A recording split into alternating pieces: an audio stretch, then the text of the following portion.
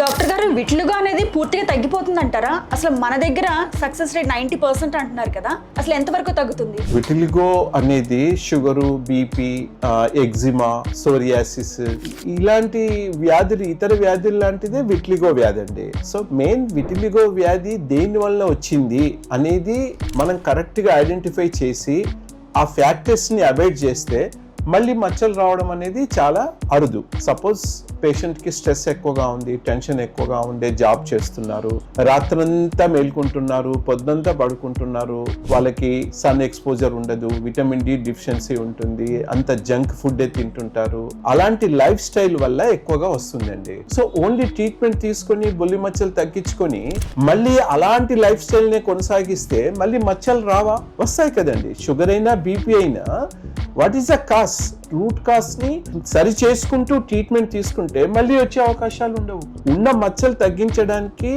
మా బాధ్యత, దానికి అన్ని రకాల ట్రీట్మెంట్స్ మేము ఇస్తాము. కానీ మళ్ళీ రాకుండా చేసే life style correction, diet control ఇవి ఖచ్చితంగా పేషెంట్ చేతుల్లోనే 100% ఉంటాయి.